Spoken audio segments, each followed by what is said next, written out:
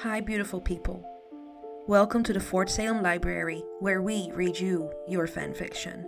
So sit down or don't, relax or don't, and enjoy these stories in a way you have not before. We at Fort Salem Library do not own Motherland Fort Salem or any of the related characters. The Motherland Fort Salem series is created by Elliot Lawrence and owned by Freeform. This story is a work of fanfiction and is meant for entertainment only. We are not making any profit from these stories. All rights of the original Motherland Fort Salem story belong to Freeform.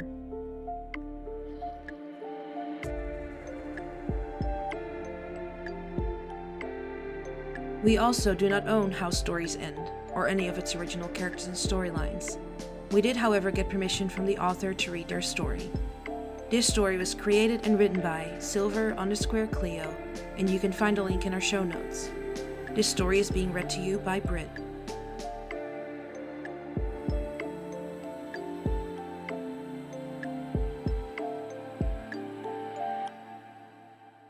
How Stories End. It was an accident. It's how most things start. An accident happens or a mistake gets made. But no mistake was made. It was clearly an accident. A lapse in Sarah's judgment and planning that allowed Tally Craven access to first her office at the beginning of their relationship. Access to her private quarters followed only weeks later.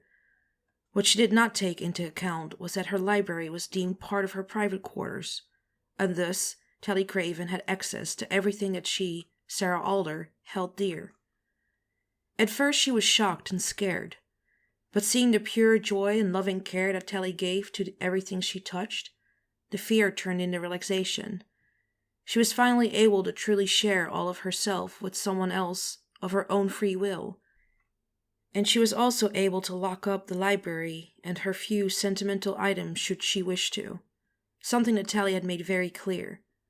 They were each entitled to their own personal items and desires and could remove consent from any part of the relationship at any time with an explanation.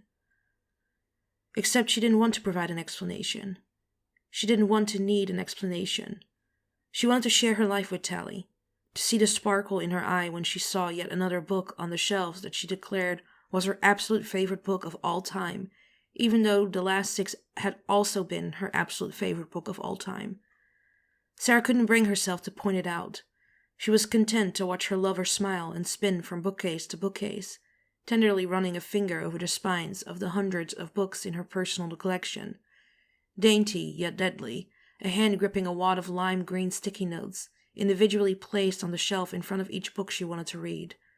A foolproof system that doesn't ruin the books, she had explained, at the quizzical look Sarah caught on her own face in the reflection of the window.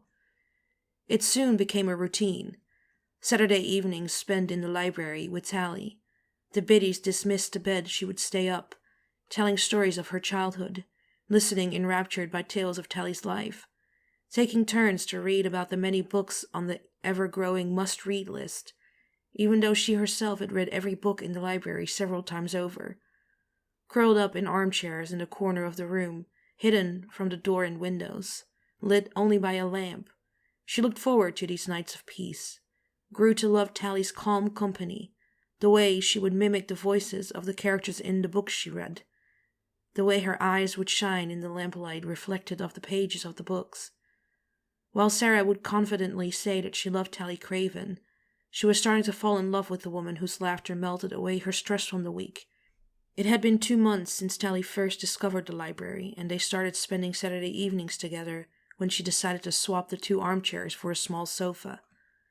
It was something that Tally had mentioned during the week.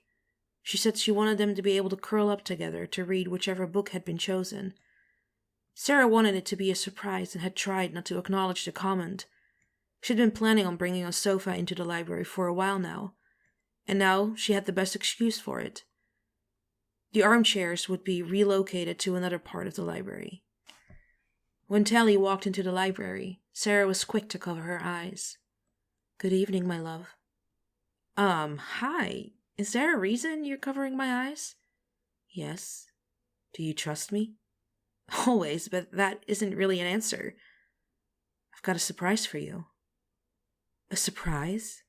Lead on. I like surprises, especially from you, Tally said. Sarah started guiding Tally through the room, down between bookcases that she was even more familiar with because of the woman standing in front of her. They quickly reached the corner they had been inhabiting, and Sarah removed her hands from Tally's face. Moving to the side to see her lover's reaction, she was pleasantly surprised at the smile that spread across the redhead's face. It's so cute, Sarah. I love it. I was already planning to add a sofa somewhere, and then you brought it up last week, so I decided to do it. You're only 347 once, Sarah explained as she led Tally over to the sofa, having made sure that it was positioned to be at the same angle as the armchairs. It's perfect, Sarah, Tally said, curling up in one corner, reaching behind the sofa to the table where the book they were currently reading was resting. Shall we pick up where we left off? Tally had adjusted to the change faster than Sarah was expecting, but soon she was on the sofa trying to find a comfortable position. Come here, Tally said, patting her lap. Sarah soon found the most comfortable position was to lay on the sofa with her head in Tally's lap, staring at the room around them as the woman read aloud Twilight by Stephanie Meyers. It was at the end of the book when Tally noticed that Sarah had stopped moving and her breathing had slowed to a steady rhythm. Sarah? She called out quietly, receiving no response. She marked their page in the book with a scrap of leather and returned it to the table behind the sofa. She bent over slightly to see Sarah's eyes were closed. She was asleep. Tally leaned back into the sofa cushions and picked up a new book from the table. Deciding between Priory of the Orange Tree by Samantha Shannon or Speak by Laurie Halls Anderson, it had to be something that Sarah has no interest in reading, and Speak by Laurie Halls Anderson won her over this time. Opening it to the first page, she settled in for a night of reading, content to sit there until Sarah woke up, or she got a leg cramp. Whichever came first.